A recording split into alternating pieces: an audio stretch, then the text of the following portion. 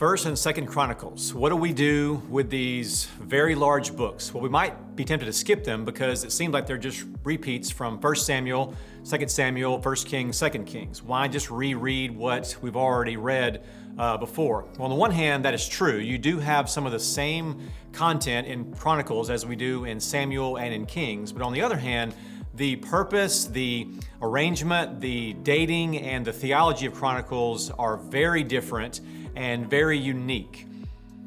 These two books are written after one of the most significant events in Israel's history, the exile. In 587 BC, the Babylonians came in and burned Jerusalem, burned the temple and all the homes in the city, and carried off into exile the people of Judah. And for 70 years, they lived in Babylon. There's no temple, there's no Sabbath keeping, there's no law teaching, there's no worship of Yahweh, there's no offerings, no feast, and no festivals. But in 539 BC, the Persians took over the Babylonians and let the Israelites go back. They returned to Israel and began rebuilding. And as they do, they have to learn to be God's people again. To do that, they must remember who they are, where they came from, and that God has always had them in mind, and that His plan for them was still in place. Just imagine that. You've been in Babylon for decades, and now you can go home. You can worship again in the temple. You can make sacrifices for sin. You can sing to Yahweh. 1 Chronicles, 2 Chronicles was their guidebook to all of this. And so let's start with 1 Chronicles. It covers the same territory as 2 Samuel. It's 29 chapters, and they're pretty simple to divide up. The first 9 chapters are what we all love, genealogies. I know they're so exciting, but the first name in the book is Adam, the very first human. And it traces through Abraham to Judah and all the way to David. What's the point of that? Well, it's pretty incredible. God's saying to His people, I've had you in mind from the beginning.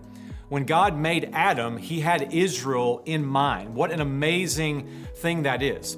Chapter 10 is Saul's transition. He was anointed, failed in many ways, and then that sets the stage for the main character, which is King David. He is the main person of 1 Chronicles. So chapters 11 through 29 is all about David's reign and primarily worship of Yahweh. Much of the book focuses on David's role in temple preparations and in worship. He deals with the singers, the gatekeepers, the priests, the Levites, the songs, the prayers, the Ark of the Covenant, which would be placed in the temple, even the temple supplies. Though he doesn't build it, he does prepare for the construction of the temple. Then we see Solomon mentioned a few times, but only as a way of saying what David begins, Solomon completes. Now remember, they're about to rebuild the temple in Jerusalem, and they need to remember how King David faithfully worshiped the Lord and kept covenant with Him.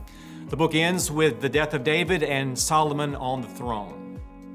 Then there's 2 Chronicles. It covers about the same territory as 1 and 2 Kings, but the material varies in places. The author omits several things from Kings, but he includes things that we haven't seen before. He shows us how wicked Manasseh, one of the most wicked kings in Judah, actually repents, and God restores him. We see Jehoshaphat fast and pray with the people of God, and they're rescued from this massive army.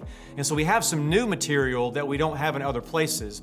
There are two main purposes in 2 Chronicles. One, to show how they got into exile in the first place, and two, how they can rebuild and reorganize now that they're back and they're restored.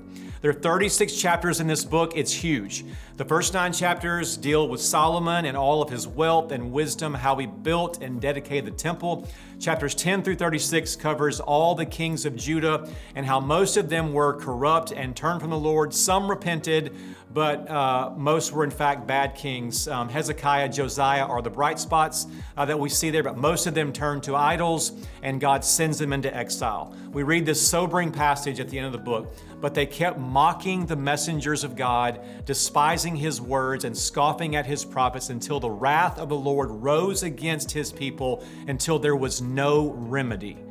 And the book ends with the Babylonians coming in, destroying Jerusalem, exiling Judah, and then at the very end we have this proclamation that they can now return to their home and rebuild. 3 big themes stand out in these 2 books. 1, God's sovereign plan in history. He worked in and through all this according to His wise, mysterious, and sovereign will for His people. 2, the importance of corporate worship. God cares about how we worship. It should matter deeply to us. And then 3, the role of repentance.